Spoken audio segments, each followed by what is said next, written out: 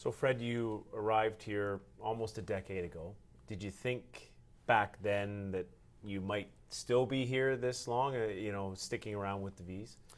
No, actually, the truth of the matter is when we came, me and my wife came, she was my girlfriend at the time, came on the sort of, I guess, a recruiting trip when they brought us up here, and we figured we'd be spending a couple days and I'd be going back to college hockey, and then then obviously you kind of fall in love with it when you're here, and there again you think maybe you're here 1 year or 2 years, now all of a sudden it's 9, and coach 21 is my 21st year of coaching, but the longest I'd ever been anywhere was 5 years, so it was always kind of a couple of years and you move on, and but it's been a great place to coach, and a lot of great players coming through here. As a coach, is that being able to stay in one place? I know that the talent changes, but stay in one place and put your stamp on something, is that very important? Yeah, well, when you're sort of building your coaching resume, a lot of times you are moving, within a couple of years you're moving on. But when I got here, that's the biggest thing over the last 5 years probably, is we've really exploded into who we are now. But a lot of it has to do exactly what you just said, is continuity. One of my assistants has been with me now Steve Colley's been with me for the last 5 years, is going into his 6th. We've kind of have our mold and our template of how we like to do things, and now we're able to kind of add different layers to what we're doing. So we keep getting bigger and better in a lot of different areas as far as our development of players and what we like to do with them, but a lot of it has to do with the continuity of being here for so long. How important is it when you're a head coach to have an identity and to know what that is, and maybe not throw the baby out with the bathwater when things aren't going well, like to have that idea, that plan? And is that why coaches are maybe successful and not successful? Yeah, there's no question, and it's something I kind of laugh. You always think you're you're a strong coach. You have to have that confidence. But when I look back to where I am now, where I was 20 years ago, I think you hit it on the head on the nail there. It's just when in my first few years, you're more reactionary. You're trying to prove to everybody that you can do this, and so sometimes you get yourself in trouble by being a little too reactionary. And now I think I have the ability of kind of just letting things play its course a little more, and just be a little more patient with things. And I guess that's confidence of doing something for a long time, the confidence of having a great owner that allows us to do things the right way here. And but yeah, I think you grow as good coaches grow as they go, and hopefully we have here. This franchise, a long storied history, winning a world championship in 1955 and all the trophies that have gone along since then. Having that, is that tough as a coach to live up to? Do you worry about that sort of thing, or is it important when you're running an organization and being in charge of it to kind of control the stuff that you can control, maybe not worry about all that other stuff?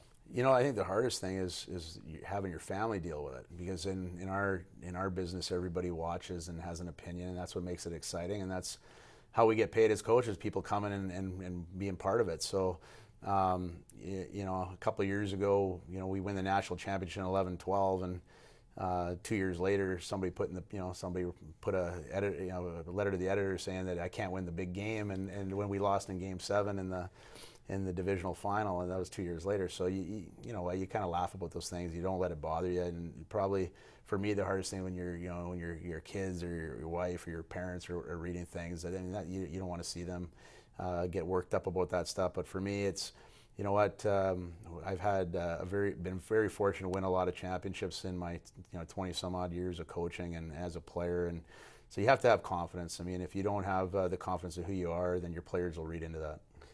A lot of great players have come through this program, a lot of NCAA prospects and all that sort of stuff, and you're obviously a good evaluator of talent. But for coaches out there who are looking and trying to critique and figure out which players work at what and whatever level that is, what are the key things about evaluating a player and talent, and what are you looking for in a hockey player?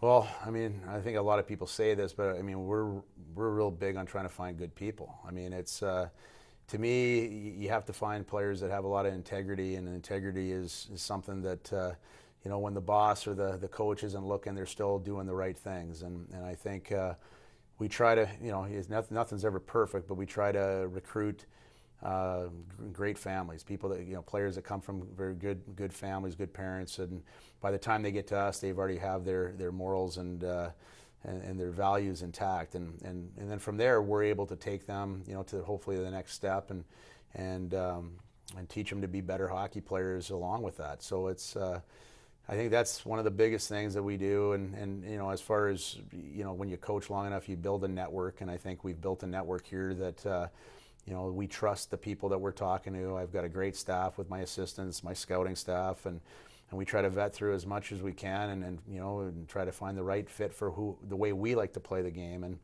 at the end of the day, I think more than not, we try to end up with players that care about putting the jersey on here, and it's kind of been built that way.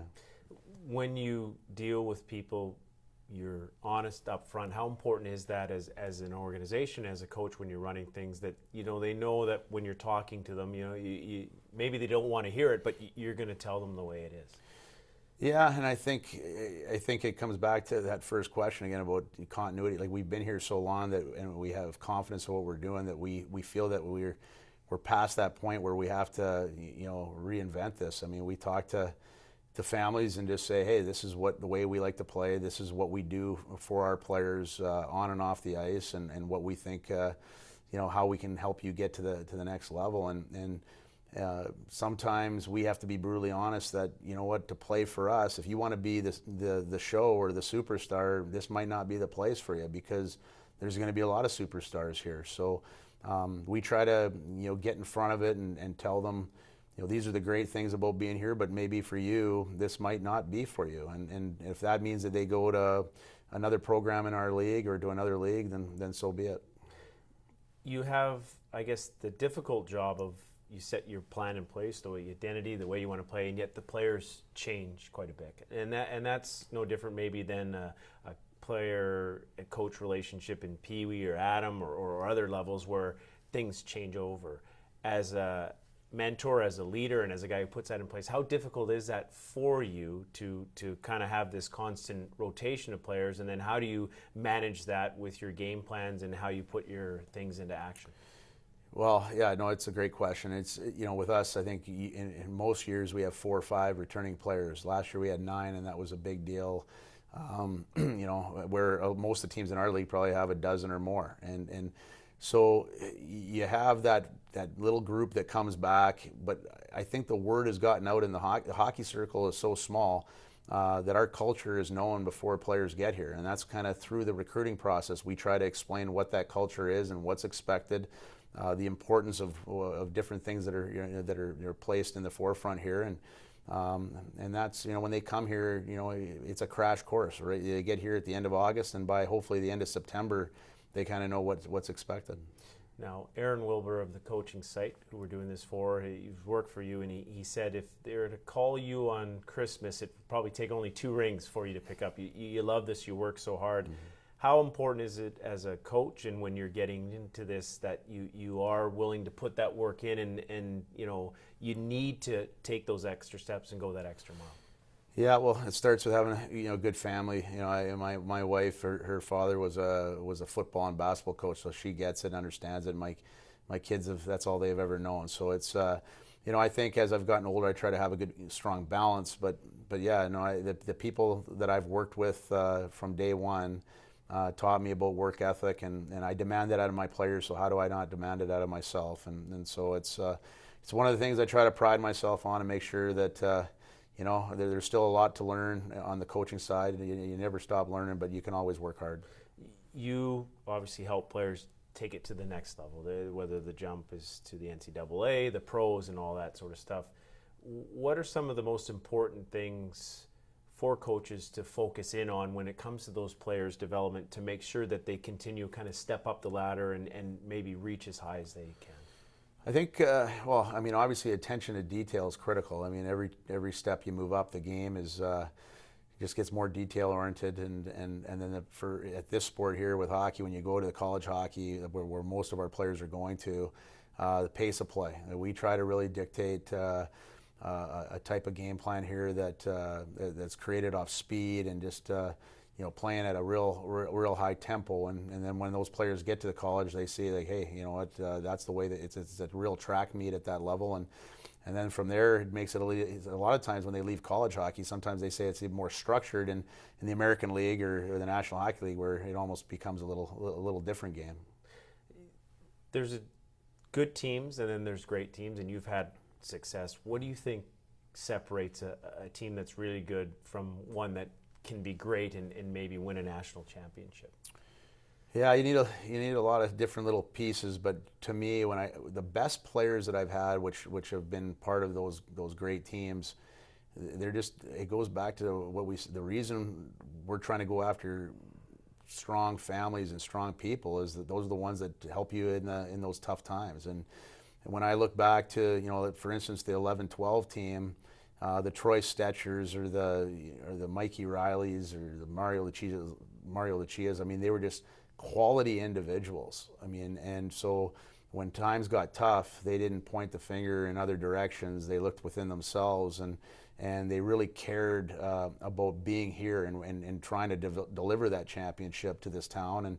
And so to me, that's the biggest thing is number one is just getting the right person, which starts with a person that really cares about being here. You've coached in the college ranks at St. Cloud. What did you learn from that experience, and how has that helped you along the way build this program here in Penticton? Yeah, it was a great time coaching in college hockey. I mean, you're playing in front of huge crowds, and at the time, some of the, there's some great rivalries there, and for me, when I came back to junior hockey, I mean, all these players aspire to get there. So I think it gave me more credibility, that I played college hockey, that I coached in college hockey, and just came from there. That, when I tell them, hey, this is the way it needs to be done, they truly believe it. And when they see the amount of, college coaches that send us players, I mean, they understand that, it just adds validity of what we're trying to do here. Who've been your biggest mentors in your coaching career, guys who have had an impact on you, and maybe guys who you've patterned yourself a little bit after?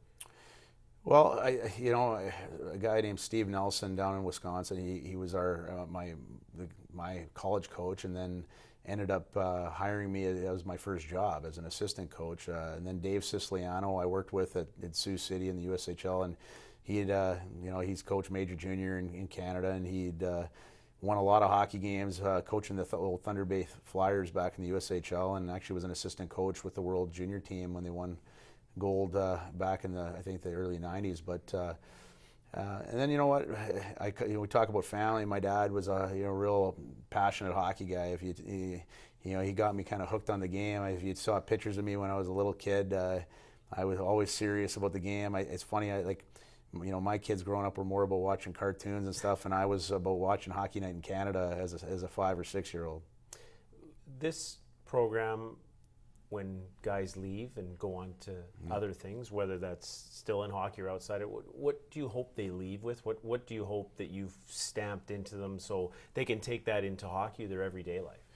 For me, the biggest thing, it goes, like I said, about work ethic. I mean, it doesn't matter if you're a hockey player or somebody that's going to work in an office job or whatever it is that you give 110%. I mean, I know it's cliche, but it's, I think our guys understand here when they leave that that there's more to life than just hockey. But whatever you do, you have to have some passion for it. And I think when some of the great things that I get is letters back from players that I've coached 10, 15 years ago and that aren't playing hockey, and they talk about just the how excited I was to come to the work every day, and they realize how important it is to be successful in their own lives.